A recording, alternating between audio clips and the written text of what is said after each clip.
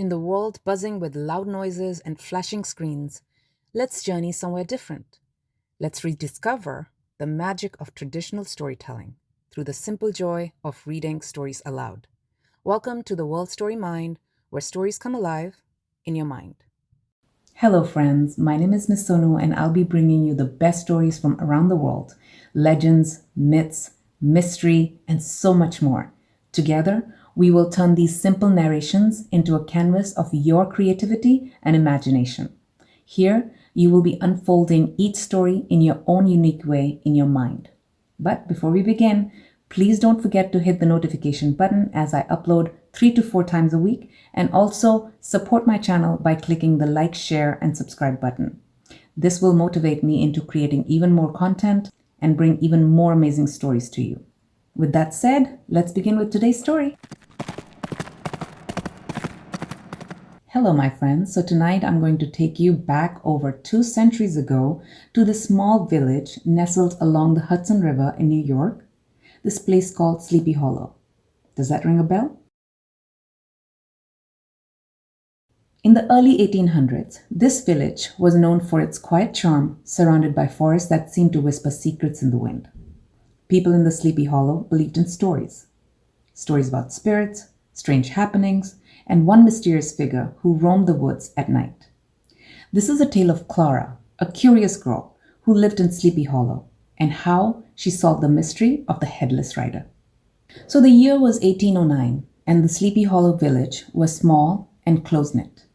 Life there was simple, but full of hard work and tradition. Families lived in cozy wooden cottages with steep roofs, their chimneys puffing smoke from fires that kept them warm. In the mornings, the villagers rose with the sun. They dressed in clothing that reflected the time, long wool dresses for women, often shades of brown or green, with white aprons tied around their waists. Men wore breeches, which basically means men's trousers that covers the body from waist down and to a little below the knees. And then they wore leather boots and jackets to basically keep them warm from the cold wind. For breakfast, they enjoyed hearty meals like porridge sweetened with maple syrup, slices of bread baked in stone ovens, and cups of warm cider pressed from apples grown in the valley orchard. Everything was organic back then. In the 1800s, people grew their own food. They definitely didn't have any grocery stores or Instacart delivering their food to their home. No, they had to grow their own food. They had to raise their own chicken for eggs or meat. Basically, everything was done from scratch and at home. They baked their food fresh. They made their own curd. It was interesting times. But anyways, back to Clara. Clara loved the mornings in Sleepy Hollow. She would help her mother churn butter and gather eggs from the hen. Her father worked as a miller, grinding grain into flour for the village. Clara often visited the mill, watching the great wooden wheel spin as water from the creek rushed over it. But as much as Clara loved her village, she couldn't deny that it had an eerie side. Every evening, after the chores were done and supper had been eaten, the villagers gathered around their fireplace to tell stories. One story, in particular, was told more than any other: the tale of the Headless Rider. The story went like this. Long ago, during a great battle, a soldier lost his head in the combat. It was said that his restless spirit now roamed the woods, searching for his missing head. People claimed to see a shadowy figure riding a horse, a black horse under the moonlight, carrying a glowing pumpkin to light his way.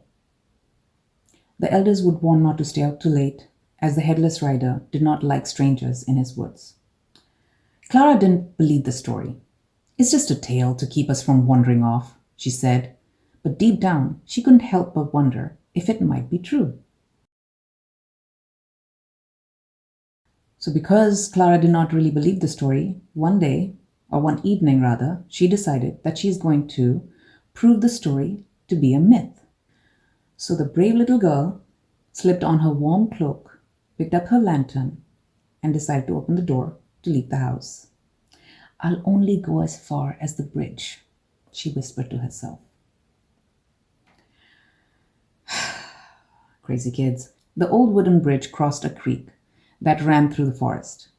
It was surrounded by towering oaks and maples. These leaves turned red and gold in the fall. Clara walked very carefully, her boots crunching on the leaves that blanketed the path. When she reached the bridge, Clara stopped.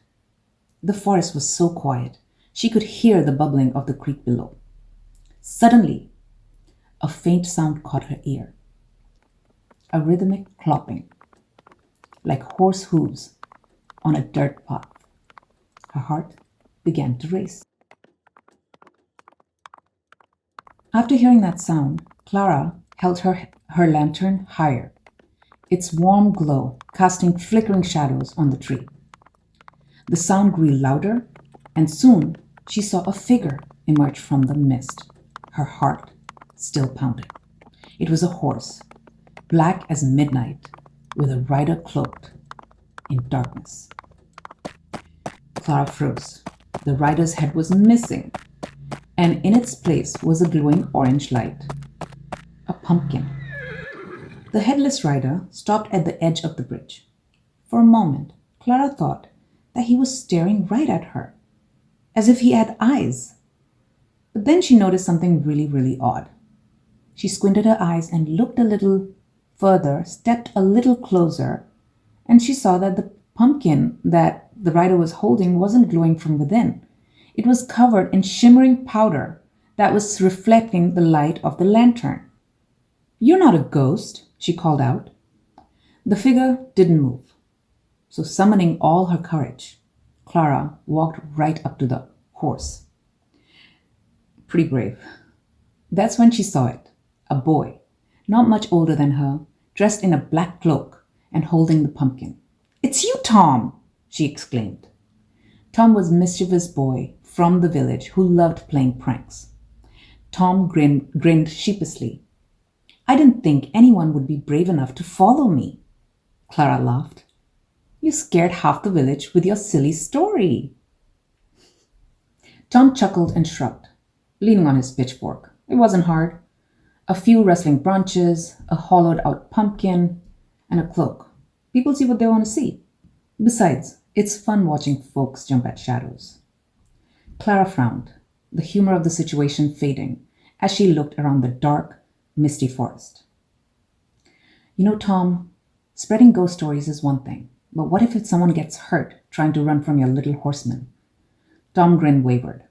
He opened his mouth to retort, but a cold breeze swept through the clearing, carrying with it the faintest sound of hooves in the distance. Clara froze, her ears straining. "Did you hear that?" Tom waved it off. "Probably just a deer. There's plenty of them around these woods." But the sounds grew louder, hoofbeats steady and deliberate, echoing in the stillness. "Tom," Clara whispered, clutching his arm. "This isn't funny. Tell me that's you too." Tom shook his head, his face pale now. I didn't plan this." The hoofbeats stopped, replaced by a low, guttural sound that could have been wind or a growl. The forest seemed to close in around them, the towering trees casting twisted shadows in the moonlight. Suddenly, from the path they had just walked, a flicker of orange light appeared, a lantern, bobbing and weaving as if it was held by an unsteady hand. But it wasn't a lantern at all. It was a head, a flaming, ghastly pumpkin head glowing like a beacon of dread. Tom stumbled back, dropping his pitchfork. That's not me. Run, Clara!"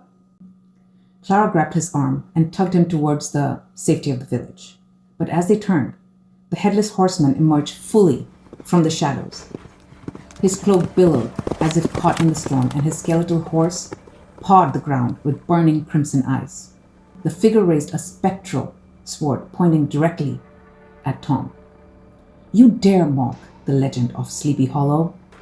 a voice boomed, deep and resonant, echoing through the clearing. Tom stammered, falling to his knees. I didn't mean any harm. It was just a joke." Clara, who was facing the path to the village, at this point turned slowly, her lantern trembling in her grasp. The horse's coat gleamed like a polished obsidian, and its eyes burning with an eerie golden light. Clara stood there holding her breath as the rider lifted one gloved hand. He held a glowing jack-o'-lantern, its fiery grin casting flickering lights across the trees. But there was something strange about his presence. It wasn't menacing. Instead, it felt protective and quite watchful. The horse came to a halt, its powerful hooves stamping against the ground, and the rider leaned forward slightly. Clara could feel the weight of his gaze, or at least she imagined it, though he had no eyes. Her fear melted into curiosity, and she took a cautious step forward. Who are you?" she whispered, her voice barely audible over the crackling flame of the lantern. The rider didn't speak, but the air around them seemed to hum with energy. Clara felt a sudden warmth, like an embrace of a kindly spirit. The horseman raised his jack-o'-lantern, and the fire within flared brighter. In the light, Clara saw something she hadn't noticed before, a faint carvings on the wooden bridge beam. It was a symbol she recognized from the village elders' stories, a mark of protection etched long ago to guard against evil spirits. The rider pointed towards the symbol with a glove hand, then gestured towards the wood behind her. Clara turned and her eyes widened in alarm. Shadows were moving among the trees, tall, dark figures with glowing red eyes. These were no pranksters. What are those?" Clara stammered, stepping back. The horseman gave no answer, but his horse reared up, its powerful neigh echoing through the night. The fiery jack-o'-lantern in his hand burned brighter still, and the shadows in the wood recoiled, hissing like snakes. Tom, who had been frozen with fear, found his voice. "Clara, run!" he cried, grabbing her arm. But Clara stood there firm, her eyes fixed on the horseman. The horseman charged toward the dark figures, the sound of hooves like drumbeat of thunder. Wherever the light of his lantern touched, the shadows dissolved, their hissing cries fading into nothingness. It was as if the rider was sweeping the woods clean of some ancient darkness. The battle lasted only moments, but to Clara, it felt like an eternity. When the last of the shadows had vanished, the horseman returned to the bridge. His horse snorted, and its breath curled like a smoke in the chilly air. Clara looked up at the rider, her heart swelling with gratitude. You saved me," she said softly. The rider tilted his head, or where his head might have been, then pointed once more to the symbol of the bridge. Clara realized the truth then. The headless horseman wasn't a vengeful spirit, but a guardian of the village, keeping watch over the sleepy hollow and protecting it from unseen dangers. Before Clara could say anything more, the rider turned his horse and galloped back into the woods. The fiery jack-o'-lantern cast one last flash of light before disappearing in the shadows, leaving Clara and Tom standing alone in the bridge, in the stillness and the darkness of the night. When Clara and Tom returned to the village, the commotion was immediate. Villagers, lantern in hand, gathered around, eager to hear what had happened because they had been looking for them for a while. Tom confessed his prank, much to the dismay of the townsfolk. But when Clara described the glowing jack-o'-lantern, the protective symbol, and the battle of the shadows, the elders listened intently, nodding. "The headless horseman has always been a guardian," one elder said, "but few are lucky enough to see him. He appears only when the village is in great need." Tom looked sheepishly at the ground. "I never meant for the things to go this far," he muttered. Clara smiled. "Maybe it's a lesson for all of us. Some stories aren't just stories, and maybe we should treat them with the respect that they deserve."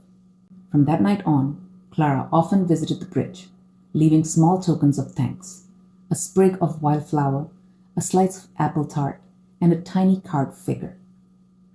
Though she never saw the horseman again, she felt his presence in the quiet hustle of the trees and the leaves. and the glowing of lantern that lined the village streets. The villagers kept the tale alive, passing it down from one generation to the next. And every autumn, when the nights grew long and the woods whispered with secrets, they reminded each other to honor the protector who watched over Sleepy Hollow. So Clara's story now has become another thread in the tapestry of Sleepy Hollow's legends and reminds us to listen to the tales of the old. For sometimes the line between legends and truth is thinner than we imagine. And so the legend of the Headless Rider remained. Whispered from one generation to the next, Sleepy Hollow stayed a place of mystery where the past seemed to linger in the shadows of the woods. Dear listeners, remember this. Even the most mysterious legends can hold kindness in their hearts. If you ever hear the sound of hoofbeats in the night, don't be afraid. It might just be the guardian of Sleepy Hollow, keeping watch over you, just as he did for Clara. With that, have a wonderful night.